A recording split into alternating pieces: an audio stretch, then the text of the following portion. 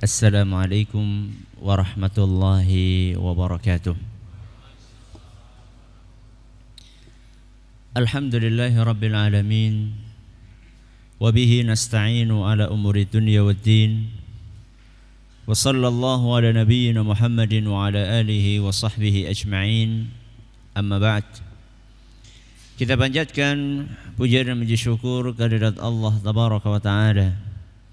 Pada kesempatan malam yang berbahagia kali ini, kita kembali diberi kekuatan, kesehatan, hidayah serta taufik dari Allah Jalla wa'ala, sehingga kita bisa kembali menghadiri pengajian rutin tafsir kita ini di Masjid Agung Darussalam Purbalingga. Kita berharap semoga Allah tabaraka wa ta'ala berkenan untuk melimpahkan kepada kita semuanya ilmu yang bermanfaat, sehingga bisa kita amalkan sebagai bekal untuk menghadap kepada Allah Jalla wa'ala. Amin ya rabbal alamin. Salat dan salam semoga senantiasa tercurahkan kepada junjungan kita Nabi besar Muhammad sallallahu alaihi wasallam, kepada para sahabatnya, keluarganya, dan umatnya yang setia mengikuti tuntunannya hingga hari akhir nanti. Hadirin dan hadirat sekalian yang kami hormati, dan juga segenap pendengar Radio Insani 88 FM di Purbalingga dan sekitarnya, para pendengar Radio Roja di Jakarta, di Bandung, di Lampung, di Berau, dimanapun Anda berada, para pendengar Radio Bas FM di Surutigo dan sekitarnya, juga para pemirsa Yufi TV yang semoga senantiasa dirahmati oleh Allah Azza wa Jalla. Pada kesempatan yang berbahagia kali ini, insya Allah kita akan memasuki dan mengawali tafsir rinci dari surat Al-Alaq. Setelah pada pertemuan lalu kita membahas secara global kandungan yang ada di dalam surat Al-Alaq, maka pada kesempatan ini kita akan membahas satu persatu dari ayat-ayat yang termaktub di dalam surat mulia ini, yang diawali dengan ayat yang pertama yang berbunyi Iqra Bismi rabbikal ladzi khalaq. Ayat ini menurut mayoritas ulama tafsir, sebagaimana yang dijelaskan oleh Imam Al-Qurtubi, bahwa ayat ini adalah merupakan ayat yang pertama kali turun di dalam Al-Quran. Memang di sana ada beberapa perbedaan pendapat. Ada yang mengatakan pertama kali Al-Fatihah, ada yang mengatakan pertama kali surat yang lainnya. Akan tetapi mayoritas ulama tafsir mereka mengatakan bahwa inilah ayat yang pertama kali turun, sebagaimana dituturkan oleh istri Nabi kita Muhammad SAW, Ummul Mukminin Aisyah radhiyallahu anha. Kata beliau, inna awwala suratin unzilat minal Qur'ani, sesungguhnya surat yang pertama kali turun, sesungguhnya surat Al-Quran yang pertama kali turun adalah Iqra Bismi Rabbika. Berarti yang pertama kali turun adalah ayat yang kita baca ini. Kita mulai dari perkataan Iqra. Apa artinya Iqra? Bacalah. Apakah maksud dari membaca itu mesti membaca dari tulisan? Ataukah juga membaca bisa berarti membaca dari hafalan? Kata sebagian ulama, membaca itu bisa bermakna satu, membaca dari tulisan. Saya lagi baca surat, saya lagi baca koran, saya lagi baca buku, itu membaca. Atau makna membaca yang lainnya adalah saya mengucapkan, membaca bersumber dari hafalan yang ada di kepala. Contoh yang paling mudah untuk yang kedua ini adalah sabda Nabi sallallahu alaihi wasallam dalam hadis riwayat Bukhari dan Muslim, la salata liman lam yaqra bi Fatihatil kitab. Tidak sah orang yang salat dan tidak membaca surat Al-Fatihah. Apa maksudnya? Bawa Quran gitu? Ya. Pernah enggak kita orang bawa Quran gitu, mau Allahu Akbar, ngambil apa? Quran. Bismillahirrahmanirrahim. Al-Fatihah bentukan deleng apa? Quran. Membaca. Yang dimaksud dengan membaca di situ bukan berarti membaca ngambil Al-Quran mushaf, bukan. Tapi maksudnya adalah membaca dari hafalannya. Jadi membaca itu bisa bermakna membaca dari tulisan, bisa bermakna membaca dari hafalan. Iqra, bacalah. Apa yang suruh dibaca? Disebutkan enggak di sini? Enggak disebutkan. Nabi cuma diperintahkan oleh Allah, Iqra, bacalah. Baca apa? Objek membacanya di sini enggak disebutkan. Kata sebagian ulama, objeknya sebagaimana dijelaskan oleh Imam Asy-Syaukani dan yang lainnya, objeknya adalah wahyu yang akan diturunkan kepadamu. Jadi Nabi kita sallallahu alaihi wasallam disuruh oleh Allah untuk membaca wahyu yang akan diturunkan. Apa yang akan diturunkan?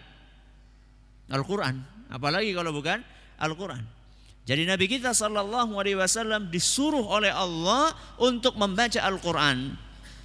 Dan perintah untuk Nabi kita Muhammad SAW juga berlaku untuk siapa? Umatnya. Berarti kita umatnya Nabi juga disuruh untuk baca Quran. Hari ini sudah baca Quran? Sudah? Ketika sholat? Ya iyalah. Lu baca sholat orang baca Quran sih baca apa? Baca koran apa? Enggak, maksud saya baca Quran, buka mushaf gitu. Udah, hari ini udah baca?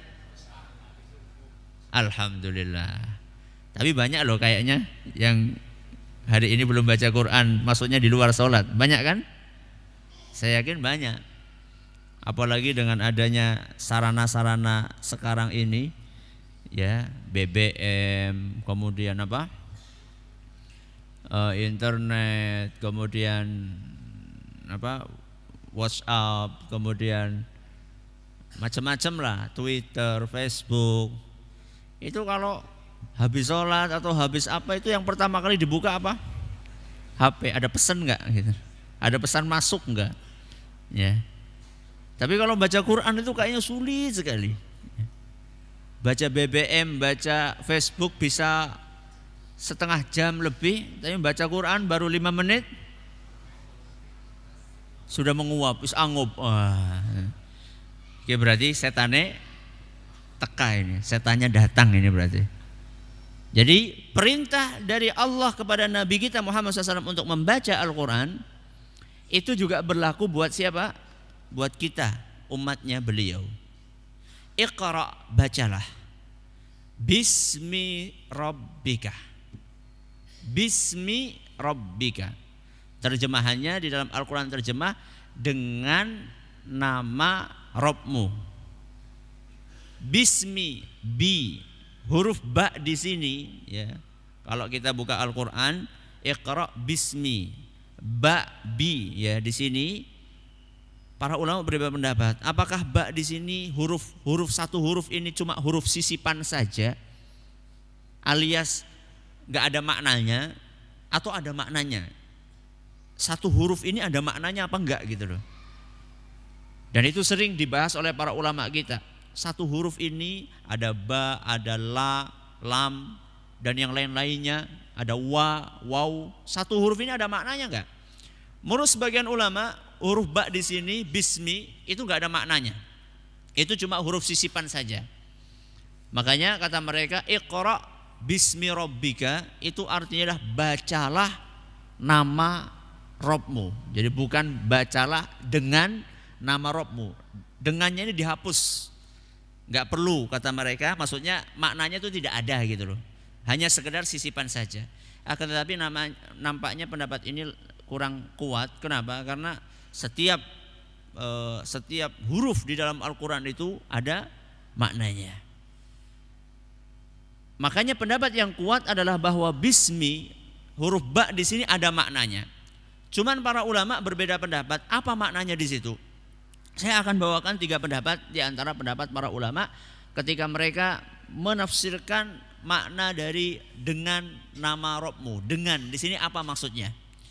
Penafsiran yang pertama kata para ulama, maksudnya adalah awalilah, mulailah membaca dengan bismillah. Itu maksudnya. Jadi kalau kamu mau membaca Al-Quran, awalilah bacaanmu dengan membaca bismillah. Makanya para ulama mereka bersepakat bahwa membaca basmalah itu disunnahkan sebelum membaca Al-Quran, terutama di awal surat. Disebutkan dalam sebuah hadis yang diriwayatkan oleh Imam Muslim oleh seorang sahabat Nabi SAW yang bernama Anas ibnu Malik radhiyallahu anhu, kata beliau, baina Rasulullah sallallahu alaihi wasallam dzata yaumin baina adhhurina idz aghfa ighfa'atan. Kata Anas ibnu Malik, suatu hari ketika Nabi SAW sedang bersama kami, tahu-tahu Nabi SAW tertidur sebentar. Ya, ketika lagi bareng-bareng kayak gini, tahu-tahu Nabi tidur. Setelah itu, thumma rafa'a ra'sahu mutabassiman. Setelah tertidur sebentar itu, beliau sallallahu alaihi wasallam mengangkat kepalanya sambil senyum. Ini kan ajaib ya, orang baru bangun tidur senyum. Kalau kita baru bangun tidur ucek-ucek, apalagi ngulet, ya, angup, itu kan kita. Nabi SAW begitu bangun tersenyum. Ini sesuatu yang aneh. Maka para sahabat bertanya, ma adhakaka ya Rasulullah? Wahai Rasul, apa yang membuat kamu tersenyum? Apa yang membuat kamu tertawa wahai Rasul? Maka beliau sallallahu alaihi wasallam mengatakan, unzilat alayya anifan surah. Tadi telah diturunkan kepadaku sebuah surat. Itulah hebatnya Nabi SAW. Tidur bangun-bangun dapat wahyu. Kalau kita tidur bangun-bangun nggak tahu saya.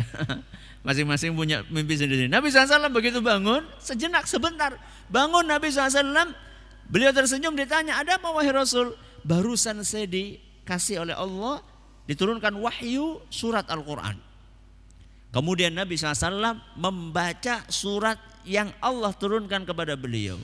Lihat, faqara'a. Kemudian beliau sallallahu alaihi wasallam membaca, Bismillahirrahmanirrahim. Inna a'tainakal kautsar fasalli li rabbika wanhar. Inna syani'aka huwal abtar. Lihat bagaimana Nabi SAW ketika akan membaca surat apa tadi? Al-Kautsar, beliau mengawali dengan Bismillahirrahmanirrahim. Makanya ini menunjukkan bahwa disunnahkan untuk membaca basmalah setiap mengawali membaca suatu surat. Oh, berarti tadi yang turun kepada Nabi surat apa tadi? Al-Kautsar. Makanya tidurnya sebentar. Kalau Al-Baqarah mungkin panjang ya.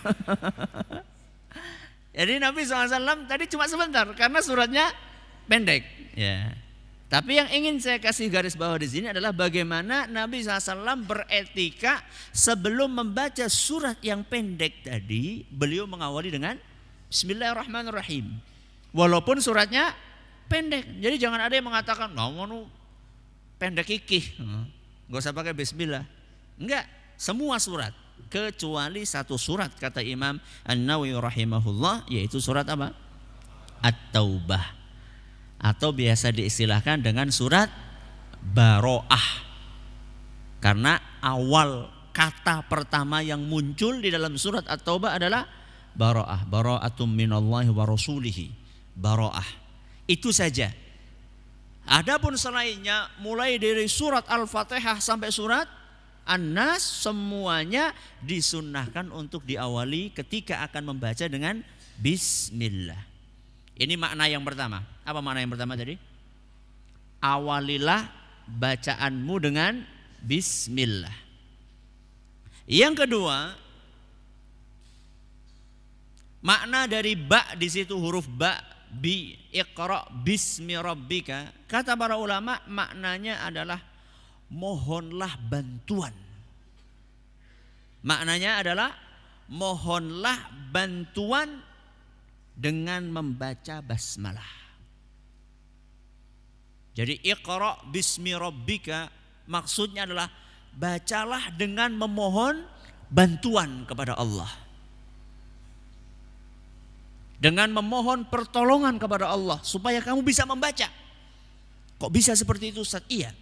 Kalau panjenengan hadir pas muqaddimah kita membahas tentang asbab nuzul, kita akan menyampaikan sebuah hadis riwayat Bukhari di mana Nabi SAW ketika malaikat Jibril turun akan menyampaikan surat ini, apa yang dilakukan oleh malaikat Jibril? Apa yang dilakukan? Nabi SAW didekap, ya, didekap sampai hampir kehabisan nafas.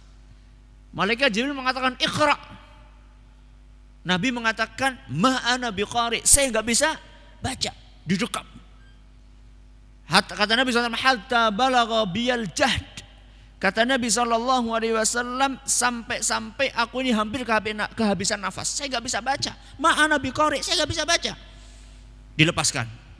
Kemudian didekap lagi yang kedua kalinya, suruh baca. Nabi SAW mengatakan dengan jawaban yang sama, ma ana biqari'in, saya enggak bisa baca, sampai 3 kali. Maka kemudian setelahnya iqra bismi rabbika. Maksudnya adalah bacalah dan mohonlah pertolongan kepada Allah. Niscaya kamu bisa membaca. Makanya para ulama kita menjelaskan bahwa kalau kita mau mengawali aktivitas apapun disunnahkan untuk membaca bismillah. Coba saya tanya, kalau panjenengan mau makan baca bismillah enggak? Supaya apa coba? Supaya apa baca bismillah? Iya betul. Ada yang lain? Supaya kita dibantu sama Allah bisa makan. Ustaz, masa makan butuh bantuan Allah? Butuh bantuan Allah enggak? Butuh enggak? Subhanallah. Kalau enggak butuh bantuan Allah enggak mungkin kita bisa makan. Masa sih kalau mau makan butuh bantuan Allah? Kalau kita enggak dibantu sama Allah bisa makan enggak? Apa iya? Contoh paling mudah. Ketika kita diuji sama Allah, sakit gigi, sariawan, gimana? Sulit makan. Padahal itu cuma sariawan dan cuma gigi yang berlubang. Kemudian Allah Subhanahu wa taala bantu kita, sariawannya disembuhkan. Akhirnya bisa makan. Setiap aktivitas kita membutuhkan bantuan Allah Subhanahu wa taala. Makanya kita mengawali aktivitas kita dengan basmalah. Mau wudu, kita baca bismillah. Supaya apa? Supaya dibantu sama Allah bisa wudu. Kalau enggak dibantu sama Allah enggak bisa wudu. Ketika masuk masjid, ketika keluar masjid, kemudian ketika akan masuk rumah, ya. Ketika akan keluar rumah, ya. Apa ketika akan keluar rumah bacanya? Bismillahi tawakkaltu. Kata sebagian ulama artinya adalah aku keluar rumah dengan membaca bismillah, aku mohon pertolongan Allah supaya aku dilancarkan. Makanya orang-orang yang keluar rumah, sebelum keluar rumah dia membaca bismillahi tawakkaltu 'alallah, akan dilancarkan urusannya sama Allah Subhanahu wa taala. Disebutkan dalam sebuah hadis yang sahih Manakala ada seorang hamba keluar dari rumahnya membaca bismillahi tawakkaltu 'ala Allah, akan dikatakan untuknya hudita wa kufita wa wukita. Engkau akan mendapatkan petunjuk, hudita wa kufita, dan engkau akan dipenuhi segala kebutuhanmu, wa wukita, dan akan dilindungi dirimu dari segala apa yang bisa mengganggu. Makanya yang kecopetan di pasar kayaknya loh ya, kayaknya ketika keluar rumah pergi ke pasar nggak baca Bismillahirrahmanirrahim, atau baca tapi nggak konsentrasi bacanya, ya, sambil lalu nggak dihayati. Makanya ketika kita akan melakukan aktivitas apa saja, termasuk ketika kita akan masuk ke dalam WC atau kamar mandi, baca bismillah enggak? Bismillah. Allahumma inni a'udzubika minal khubuthi wal khaba'ith. Masa sih kita mau ngapa-ngapain di WC butuh bantuan Allah? Butuh enggak? Ya Allah, kalau enggak dikasih bantu sama Allah enggak keluar gimana coba? Ada enggak orang yang enggak bisa keluar itu? Banyak. Ya. Supaya mengeluarkan itu membutuhkan biaya sampai jutaan. Masya Allah ya. Makanya ketika kita keluar, apa yang kita baca? Ghufranaka. Aku mohon ampunan. Ada juga ungkapan yang mengatakan alhamdulillahilladzi adhaba anil adza wa afani. Ya, ada sebagian riwayat menyebutkan seperti itu. Alhamdulillah. Wis plong. Nah, makanya kalau orang mau masuk kamar mandi, ketika masuk kayak Werkudara atau Bima ya. Ketika keluar kayak Janoko atau Arjuna ya, saya nggak tahu. Ketika masuk kamar mandi duduk, ketika keluar nyantai. Itu adalah nikmat dari Allah Subhanahu wa taala. Kalau kita nggak dibantu sama Allah, ketika kita melakukan aktivitas di dalam kamar mandi, gak mungkin. Bahkan subhanallah, sampai ketika kita akan melakukan hubungan suami istri sekalipun, kita juga diperintahkan untuk mengucapkan bismillah. Ada yang hafal bacaan lengkapnya? Coba saya tanya saja. Yang hafal doanya yang panjang, ya, bukan cuma bismillah semuanya hafal. Nah, yang hafal sampai selesai coba angkat tangan. Gak usah malu, itu aktivitas positif kok. Tuh kan. Nah, cuma sedikit. Ya. Bismillahi Allahumma jannibna syaitana wa jannibis syaitana ma razaqtana. Kayaknya banyak tadi. Alhamdulillah agak banyak tadi. Tadi mungkin malu-malu mungkin. Lu ngapain malu? Itu sesuatu yang positif kok. Ya.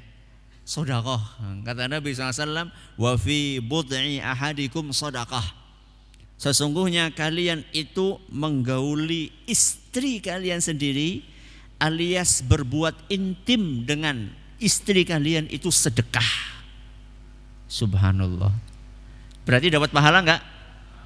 Itulah indahnya Islam. Enak, dapat pahala. Jadi yang namanya pahala itu enggak mesti sesuatu yang enggak enak. Ya, sampai yang enak pun ada pahalanya.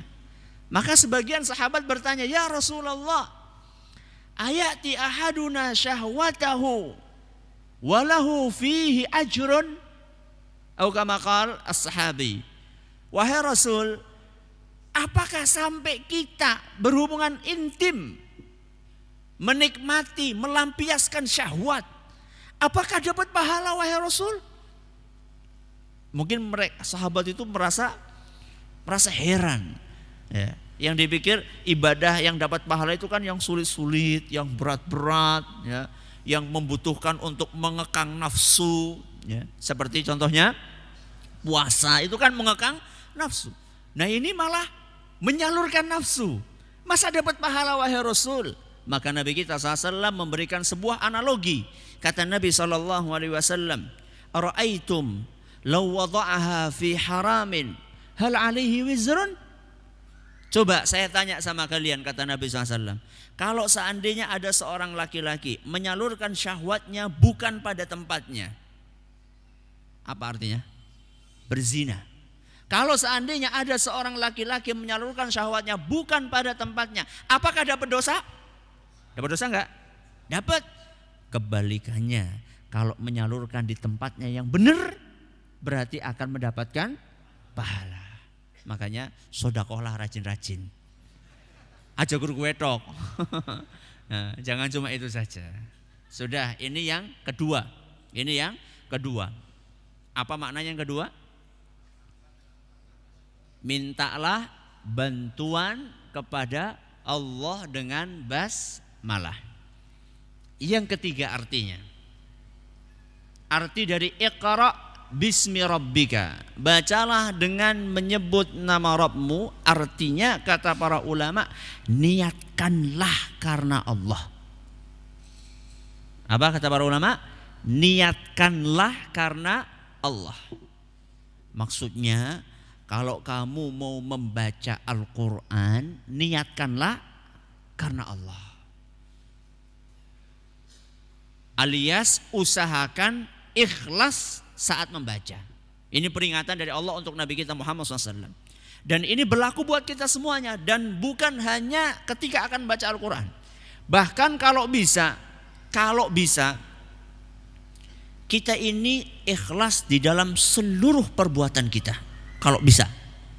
Termasuk perbuatan-perbuatan yang sifatnya duniawi. Contohnya makan, minum, bekerja, berpakaian dan seterusnya. Kalau bisa ikhlas juga. Supaya apa Ustadz? Supaya dapat pahala. Sekarang nih, minum. Hukumnya apa? Wajib, sunnah, haram, makruh, mubah. Yang mana? Mubah. Berarti kalau saya minum atau tidak saya minum, dosa enggak saya? Enggak. Akan tetapi dengan kekuatan niat yang ikhlas, minum yang awalnya hukumnya mubah, tidak ada pahalanya dan tidak ada dosanya, bisa berubah menjadi berpahala dengan ikhlas. Kok bisa Ustaz? Iya, misalnya saya minum nih, bismillah. Saya niatnya supaya ngomongnya apa? Lancar. Ngisinya lancar. Dapat pahala enggak? Dapat. Atau panjenengan misalnya, saya minum supaya baca Qur'annya lebih lancar, lebih kuat. Dapat pahala. Sebaliknya, ya, minum dan makan juga bisa mendatangkan dosa kalau niatnya salah. Contoh misalnya maling, dikejar-kejar, ya, dikejar-kejar, kemudian dia sudah kecapean. Nah, akhirnya lewat warung dia saut minuman suplemen, ya. Ya, apalah terserah suplemennya, nggak tahu saya. Kalau saya sebutkan di sini nanti kena undang-undang nanti. Ya. Jadi minum apalah suplemen. Saya minum gluk. Niatnya supaya apa? Supaya kuat larinya, nggak ditangkap. Ini berpahala nggak? Dosa.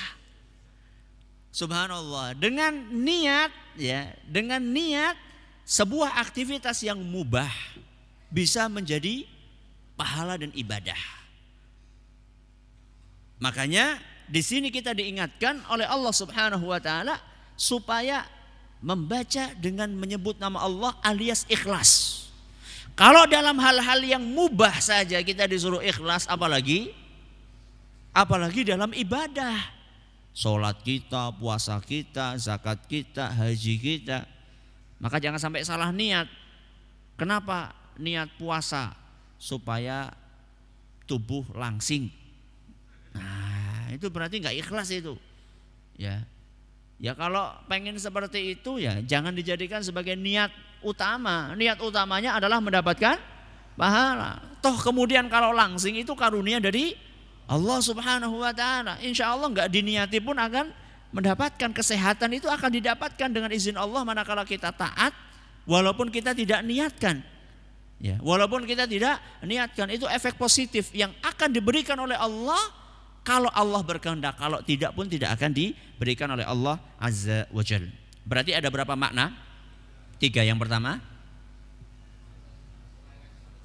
mulailah dengan ucapan bismillah. Yang kedua, mintalah bantuan kepada Allah dengan basmalah. Yang ketiga, niatkan karena Allah. Iqra bismi rabbika, dengan nama Rabbmu. Kalau kita mendengar kata basmalah, basmalah artinya apa? Bismillahirrahmanirrahim. Seringnya basmalah itu yang disebut namanya Allah, ya enggak? Ya, bismillah, dengan nama Allah. Tapi di dalam ayat ini yang dipakai nama apa? Rabb. Bismi rabbika. Kenapa kok enggak iqra bismillah? Ya emang udah dari sononya Ustaz. Ya iya, itu udah dari sananya memang. Akan tetapi para ulama membahas kenapa kok kalau biasanya bismillah itu pakai nama Allah, kok di sini bukan pakai nama Allah? Kenapa pakai nama Rabbika di sini? Kata sebagian ulama, rahasianya pertama, masih ingat nggak arti dari Rabb itu apa? Itu sudah bolak-balik kita bahas. Apa? Pemilik, penguasa, pencipta, pengatur, ya. Jadi kalau Rabbul Alamin artinya adalah pencipta alam semesta, pemilik alam semesta, pengatur alam semesta, penguasa alam semesta, pemberi rizki alam semesta. Berarti kata Rabb itu sangat luas. Kenapa kok khusus dipakai nama Rabb? Kata sebagian ulama adalah untuk menenangkan hati Nabi kita Muhammad SAW. Digunakan kata Rabb di sini adalah Allah ingin menenangkan hati Nabi kita Muhammad SAW. Kok bisa? Karena saat itu Nabi kita takut. Karena beliau SAW mengalami suatu kondisi yang belum pernah dialami sebelumnya. Bisa panjenengan bayangkan berada di puncak bukit di dalam sebuah gua yang sempit, sendirian, gak ada temannya, tahu-tahu ada yang mendekap dari belakang. Itu sendiri loh, panjenengan aja kalau jalan lewat kuburan, bok mandan. Coba aja, saya gak katakan panjenengan didekap. Panjenengan jalan lewat kuburan, tahu-tahu ada yang ngelutik. Priwe? Nengok gak? Saya yakin nengok aja mungkin enggak, langsung apa? Iya kalau bisa lari. Ada sebagian orang langsung mematung, langsung nggak bisa. Apalagi mungkin ada yang sampai pipis di situ mungkin ya.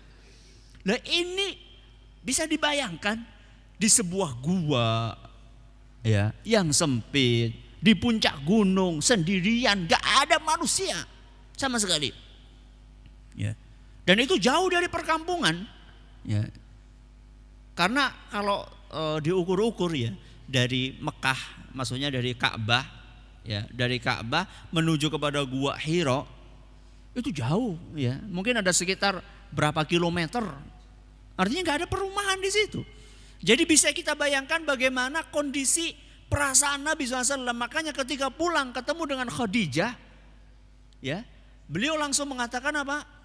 Zammiluni, apa? Selimuti aku, selimuti. Sampai Nabi SAW terlontar ucapan laqad khasyitu ala nafsi. Aku takut. Ya. Saya mengkhawatirkan diriku. Maka oleh Allah dihibur dengan mengucapkan bismi rabbika. Bahwa wahyu ini turun dari yang menciptakanmu wahai Muhammad. Dari yang memberimu rizki wahai Muhammad. dari yang mengaturmu wahai Muhammad, dari yang memilikimu wahai Muhammad, maka enggak usah takut. Sesungguhnya yang memberimu wahyu ini adalah yang menyayangimu dengan memberikan segala apa yang engkau inginkan. Dan Allah tidak mungkin akan menyia-nyiakanmu wahai Muhammad. Tidak usah engkau merasa takut, tenanglah. Bisa dipahami ini? Kenapa menggunakan kata Bismi Rabbika? Sudah. Berarti Iqra Bismi Rabbika. Kurang apa berarti? Alladzi khalaq. Apa artinya alladzi khalaq? Yang menciptakan. Ini lagi bicara tentang siapa ini? Tentang Allah. Ya, tentang Allah. Menciptakan itu kan salah satu perbuatan Allah. Saya tanya, perbuatan Allah itu banyak enggak? Banyak. Contohnya? Jangan bilang menciptakan, udah kita bahas. Apa perbuatan Allah yang lainnya? Apa? Melihat, mendengar, memberi, berbicara. Ayo katanya banyak tadi. Menghidupkan, mematikan, mengatur. Apalagi ayo. Memberi rizki, menyembuhkan, membuat. Kebalikan menyembuhkan apa? Membuat sakit. Ini semuanya adalah perbuatan Allah. Perbuatan Allah itu banyak banget. Kenapa kok yang dipilih alladzi khalaq? Kenapa kok yang dipilih perbuatan Allah di sini yang dipakai adalah yang menciptakan? Ada apa? Kata sebagian ulama seperti Imam Ibnu Jauzi rahimahullah, Allah Subhanahu wa taala ingin mengingatkan kaum musyrikin bahwa yang menciptakan alam semesta ini adalah Allah. Karena kaum musyrikin itu sebenarnya mengakui hal itu. Abu Jahal, Abu Lahab, dan teman-temannya itu orang kafir atau bukan? Kafir atau bukan? Kafir, musyrik. Bahkan dalam Al-Quran diabadikan namanya. Disebutkan tabbat yada Abi Lahabi wa tab. Apa artinya tab? Celaka. Ma aghna anhu maluhu wa ma kasab sayasla naran dzata lahab. Akan masuk nanti ke dalam neraka yang apinya luar biasa. Orang-orang seperti Abu Lahab, Abu Jahal, mereka kafir dan musyrik. Tapi mereka tahu enggak kalau Allah ini yang menciptakan mereka? Tahu. Mereka sadar hal tersebut dan mereka yakin seyakin-yakinnya bahwa yang menciptakan mereka itu bukan berhala mereka yang bernama Latta dan Uzza. Berarti kaum musyrikin mereka ngaku dan sadar betul bahwa yang menciptakan mereka adalah Allah. Sebagaimana yang disebutkan antara lain dalam Al-Quran surat Luqman ayat 25. Dalam surat Luqman ayat 25 Allah Subhanahu wa taala berfirman, "Wala in sa'altahum man khalaqas samawati wal ard." Wahai Muhammad, kalau engkau tanya kepada kaum musyrikin, Abu Jahal, Abu Lahab dan teman-temannya ya, dan kroni-kroninya, kalau kamu tanya mereka, siapakah yang menciptakan langit dan bumi? La yaqulunna Allah. Mereka akan menjawab Allah. Berarti mereka sadar gak? Sadar. Makanya kesadaran mereka ini oleh Allah Subhanahu wa taala diingatkan lagi sama mereka. Alladzi khalaq, yang menciptakan. Bahwa kalau kalian sudah meyakini bahwasanya Allah lah yang menciptakan kalian, kenapa kok kalian tidak beribadah kepada Allah? Ini tujuan utamanya. Jadi kalau kalian sudah meyakini bahwasanya Allah Subhanahu wa taala adalah sang pencipta, kenapa kok kalian masih nyacen? Ya, masih memberikan sesaji. Coba sekarang kita tanya sama orang-orang yang masih memberikan saji di bawah pohon beringin. Masih ada nggak itu? Masih ada yang baru lihat tadi? Kita tanya sama mereka, Nun sewu, yang menciptakan pohon beringin ini siapa? Ya Allah lah. bocah SD yang ngerti. Ya. Atau kita tanya orang-orang yang masih suka melakukan persembahan untuk selain Allah, ya, larung dan seterusnya. Kalau kita tanya siapa yang menciptakan alam semesta ini, mungkin mereka akan marah. Pertanyaan anak TK kok ditanyakan ke saya. Nah, ketika Anda sudah meyakini bahwasanya Allah yang menciptakan itu semua, maka konsekuensinya kita harus beribadah hanya kepada Allah Subhanahu wa taala. Bismi rabbikal ladzi khalaq. Dengan nama Rabbmu yang menciptakan. Di sini disebutkan enggak menciptakan apa? Enggak disebutkan kan? Kata para ulama, kalau di dalam sebuah kalimat objeknya dihapus, nggak disebutkan, itu artinya semuanya. Artinya apa? Semuanya. Berarti alladzi khalaq, yang menciptakan apa? Semuanya. Itu maknanya. Jadi sengaja Allah Subhanahu wa taala tidak sebutkan objeknya di sini adalah ingin menjelaskan kepada kita betapa luasnya ciptaan Allah Subhanahu wa taala. Contohnya kayak Allahu Akbar. Apa artinya? Allah Maha Besar. Lebih besar dari apa? Gak disebut kan? Gak disebut. Berarti Allah lebih besar dari semuanya. Itu kira-kira seperti itu. Sama di sini, alladzi khalaq, yang telah menciptakan. Gak disebutkan menciptakan apa. Artinya apa? Artinya Allah menciptakan segala sesuatu. Makanya di dalam Al-Quran Allah berfirman, qulillahu khaliqu kulli syai'. Katakanlah bahwa Allah Subhanahu wa ta'ala adalah pencipta segala sesuatu. Dari yang paling kecil sampai yang paling besar. Yang paling besar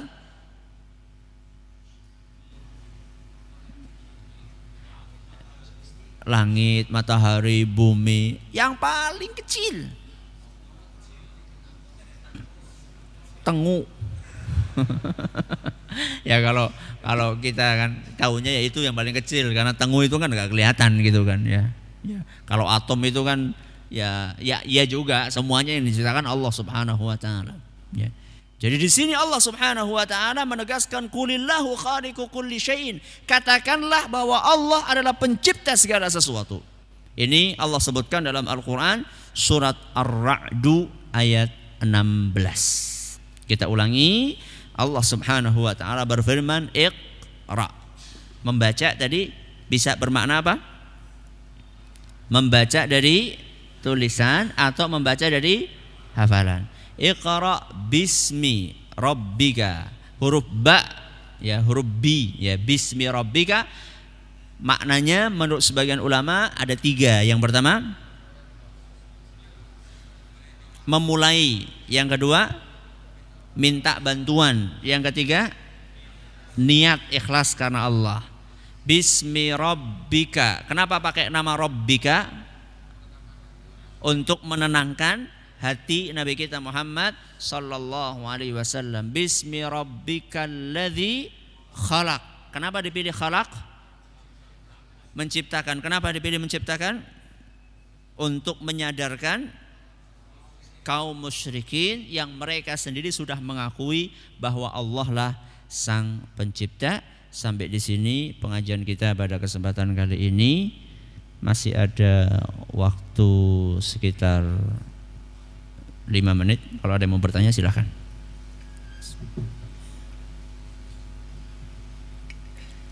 Sekedar mengingatkan untuk buku yang kemarin dicari, masalah apa? Ruqyah, itu sudah ada di depan.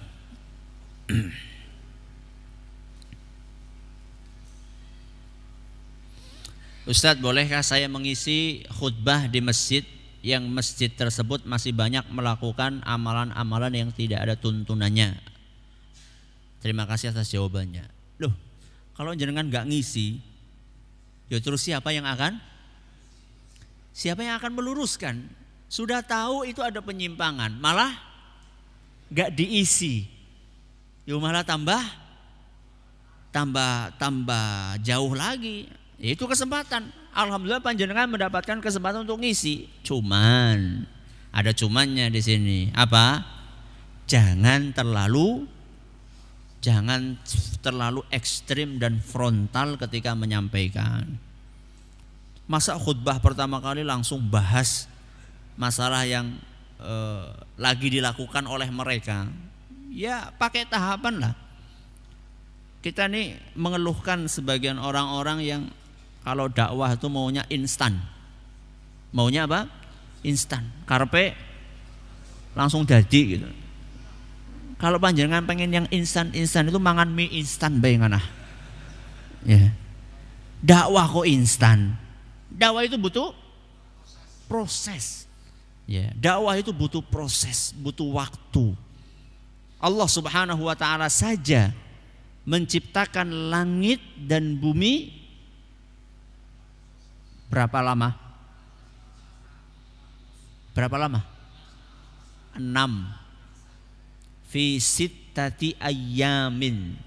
Ya, kalau diterjemahkan letterlek 6 hari. Ya. Kalau diterjemahkan letterlek ayyam itu yaum, hari, berarti 6 hari. Allah bisa enggak menciptakan langit dan bumi dalam 1 detik? Setengah detik pun Allah mampu. Kenapa 6 hari? Nah, kata sebagian ulama untuk mengajarkan adanya sebuah proses. Ya, dakwah itu butuh proses. Nikah itu butuh proses. Ujuk-ujuk ketemu langsung, yuk nikah yuk, proses. Ya, bukan berarti saya katakan proses berarti pacaran Ustadz, proses. Bukan itu maksud saya. Maksudnya adalah mengenal dulu siapa ini orangnya, ya. Kemudian berusaha untuk menilai apakah cocok atau tidak.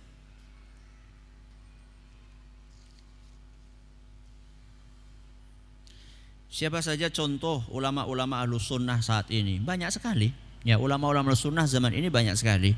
Ya, di Indonesia semoga juga ada, kemudian di Arab juga insya Allah banyak. Ya. Dan ulama itu bukan hanya orang Arab saja. Indonesia pun insya Allah ada ulama. Saya kasih contoh satu yang sudah meninggal dunia. Ada seorang ulama dari Indonesia namanya Syekh Ahmad Khatib Al-Minangkabawi. Siapa? Al-Minangkabawi. Dari mana itu? Minangkabau. Syekh Ahmad Khatib Al-Minangkabawi itu orang Minangkabau yang menjadi imam Masjidil Haram.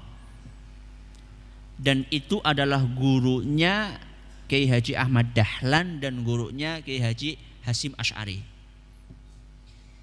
Gurunya. Nah, itu orang Indonesia yang jadi apa? Imam di Masjidil Haram saat itu. Ya, sekarang juga banyak insya Allah para ulama Ahlus Sunnah di zaman ini. Ada Syekh Saleh Fauzan hafizahullah ta'ala yang masih hidup, maksudnya ini tanya yang masih hidup. Yang masih hidup. Kemudian ada Syekh Abdul Muhsin Al-Abbad. Nah, dan masih ada ulama-ulama yang lainnya yang sudah meninggal. Syekh bin Baz rahimahullah, Syekh Al-Albani, Syekh bin Utsaimin, dan masih ada ulama-ulama yang lainnya. Saya sebutkan ini bukan dalam rangka membatasi. Saya menyebutkan dalam rangka memberi contoh. Jadi jangan sampai nanti ada yang mengatakan, "Oh, berarti ulama kur ketok." Contoh. Saya bukan sedang membatasi, itu contoh, ya. Wallahu taala a'lam wa alam. Kita lanjutkan tanya jawabnya insyaallah setelah Isya. Wallahu taala a'lam wa alam. Subhanakallahumma bihamdik asyhadu an la ilaha illa anta astaghfiruka wa atubu ilaik. Assalamualaikum warahmatullahi wabarakatuh. Bismillahirrahmanirrahim. Alhamdulillahirabbil alamin wassalatu wassalamu ala nabiyyina Muhammadin wa ala alihi wa sahbihi ajmain wa ba'd. Ustaz, rambut saya sudah 2 warna, hitam dan putih, lalu saya semir dengan warna hitam. Kemudian yang kedua, gigi saya bagian atas depan patah 4 biji, lalu saya ganti dengan gigi palsu. Bagaimana hukumnya di dalam Islam? Yang pertama, uban itu boleh disemir. Ya, uban itu tidak harus dibiarkan putih. Boleh disemir dengan warna selain hitam. Boleh disemir dengan warna selain hitam. Pakai warna yang gelap mendekati hitam pun tidak apa-apa, yang penting bukan hitam. Contoh coklat pekat, ya, coklat yang mendekati warna hitam kan ada ya, tapi bukan hitam, itu tidak apa-apa. Tapi kalau hitam itu ada hadis yang melarang hal tersebut.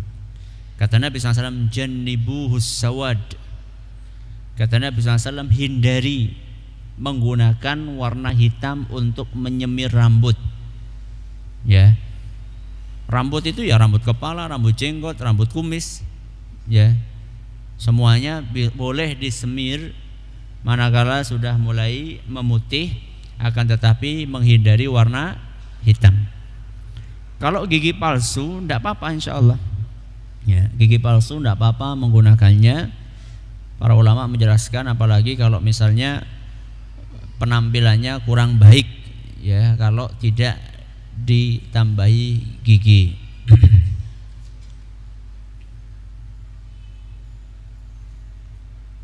Doa masuk atau keluar WC dibaca di luar WC. Koreksi atau tambahan? Iya, betul. Dibacanya sebelum masuk ke WC dan saat sesudah keluar.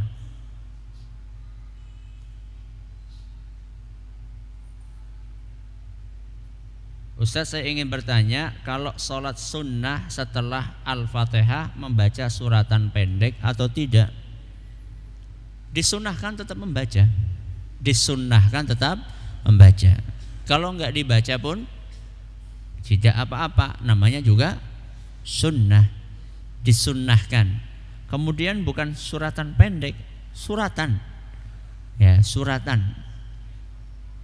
Suratan Al-Quran enggak mesti pendek. Nabi SAW justru kalau sholat sunnah suratannya panjang-panjang, ya, terutama sholat tahajud. Dalam satu rakaat beliau membaca Al-Baqarah, Ali Imran, An-Nisa. Suratan apa itu? Itu suratan panjang, bukan suratan panjang lagi. Ya, jadi bukan suratan pendek, suratan, ya, suratan Al-Quran.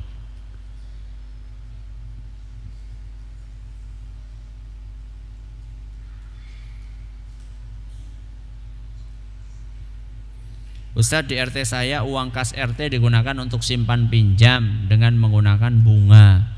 Ketika kita nasihati bahwa itu riba, mereka tidak mau meninggalkan dengan alasan agar uangnya bisa berkembang, sehingga pada akhir tahun dapat THR-nya banyak. Mohon solusi agar simpan pinjam tetap berjalan tanpa ada riba. Metodenya seperti apa? Betul, yang dinasihatkan betul, bahwa kalau pakai bunga itu jelas riba, ya. Terus bagaimana supaya uang itu bisa berkembang? Diputar, digunakan untuk usaha, tapi tentunya harus ada akadnya nanti. Harus ada akadnya antara yang nyimpan sama pihak yang mengembangkan. Akadnya harus jelas dan seterusnya, itu aturannya cukup rinci itu. Ya, jadi untuk mengembangkan itu dengan cara digunakan untuk usaha, tapi juga tidak sembarang, maksudnya tidak sembarang usaha, maksudnya harus dipilih betul orang-orang yang akan mengembangkan supaya tidak dibawa lari nantinya. Katanya mau usaha malah buat yang lainnya. Ustadz, kenapa tadi Nabi Muhammad SAW waktu di Gua Hiro tetap ketakutan, padahal Nabi SAW tahu bahwa yang mendatangi itulah malaikat Jibril? Ya gimana nggak takut, wong dia Pak? Wong disekap kayak gitu, dibekap kayak gitu dari belakang sampai mau kehabisan nafas, gimana nggak takut? Ya, gimana nggak takut? Manusiawi. Ya, kalaupun beliau SAW tahu bahwa itu malaikat Jibril, kalaupun tahu, bahkan Nabi SAW wallahu alam apakah tahu atau tidak, makanya tanya kepada siapa? Saudaranya Khadijah siapa? Waraqah. Makanya tanya kepada Waraqah.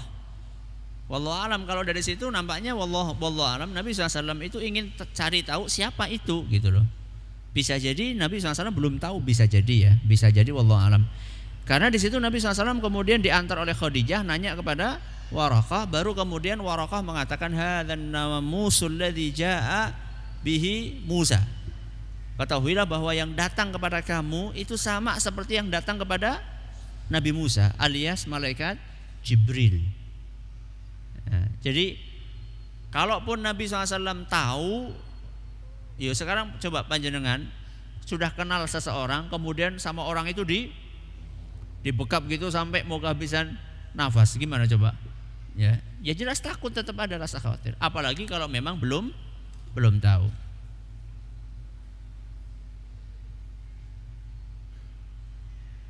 Saya melayani pembayaran rekening listrik, terkadang di rekening tertera misalnya 29.950.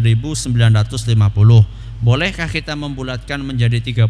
Apa hukumnya? Boleh kalau sepengetahuan yang bersangkutan. Ya, kalau sepengetahuan yang bersangkutan apa-apa. Apalagi panjenengan misalnya melayani pembayaran, kemudian panjenengan membantu mereka, misalnya biasanya itu ketua RT biasanya ya, tukang RT-nya biasanya dia melayani pembayaran itu, kemudian ngambil sedikit untuk ya ongkos apa? Ongkos kesel ngepit lah, ongkos kesel ngepit gitu, tidak apa-apa. Tapi sepengetahuan dari orang yang mengumpulkan. Kalau dia minta untuk dikembalikan ya siap-siap aja 50 perak kalau punya.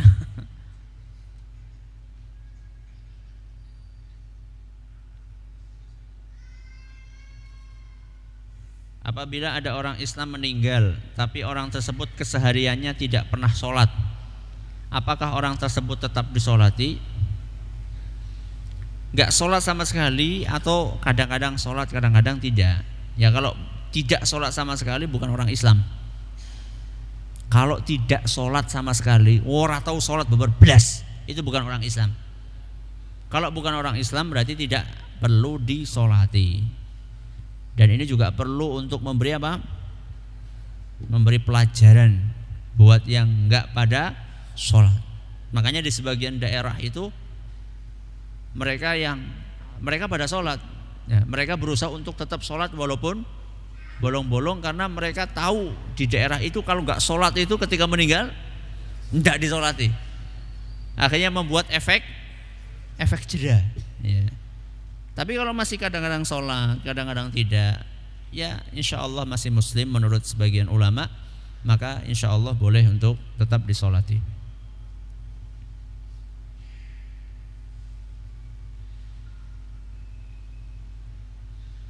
Saya pernah melihat siaran ceramah seorang ustadz di televisi perihal ruqyah dengan bacaan Al-Fatihah 7 kali, Al-Ikhlas 1 kali, Al-Falaq 1 kali, An-Nas 1 kali, Ayat Kursi 1 kali. Apakah itu dibenarkan? Ini bacaan-bacaan dalam Al-Quran boleh semuanya dipakai untuk ruqyah. Mengenai jumlahnya, kalau yang tidak dibatasi oleh Nabi SAW berarti insya Allah bebas. Ya, mau dibaca berapapun insya Allah tidak apa-apa. Yang jelas ini bacaan-bacaan inilah bacaan-bacaan dari Al-Quran dan boleh dipakai untuk ruqyah.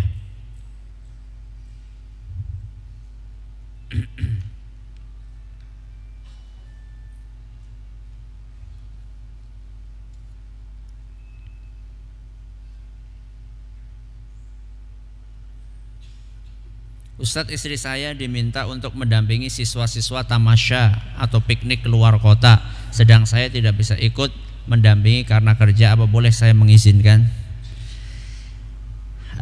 Wanita itu di dalam agama kita kalau keluar kota atau safar, ya, bepergian jauh, itu diperintahkan untuk beserta mahramnya. Ya, kata Nabi SAW, la yahillu limra'atin tu'minu billahi wal yawmil akhir an tusafira illa wa ma'aha dhu mahram. Kata Nabi SAW, tidak halal. Tidak halal. Apa artinya tidak halal? Tidak halal berarti haram.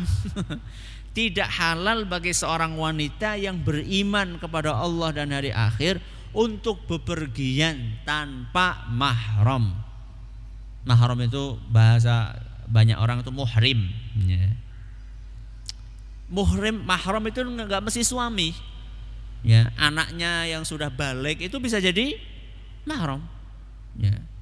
Malah sekalian itu bisa anaknya ikut piknik itu. Dia gratis dan. Ya. Tidak apa-apa sama anaknya, tapi jangan anak masih 3 tahun. Anak 3 tahun belum jadi mahram itu. Ya, mahram itu salah satu fungsinya adalah untuk melindungi. Salah satu fungsinya. Maka cari solusi lain dengan dengan anaknya, anak kandungnya, atau ponaan kandung itu juga bisa. Ya. Kalau memang ternyata nggak ada sama sekali, ya lebih baik mentaati perintah Rasulullah Sallallahu Alaihi Wasallam. Sampai di sini pengajian kita pada kesempatan kali ini, semoga bermanfaat. Terima kasih atas perhatiannya. Mohon maaf segala kurangnya. Kita tutup dengan membaca Subhanakallahumma bihamdika asyhadu an la ilaha illa anta astaghfiruka wa atubu ilaik. Assalamualaikum warahmatullahi wabarakatuh. Jangan lupa untuk subscribe dan share bila kajian ini dirasa bermanfaat.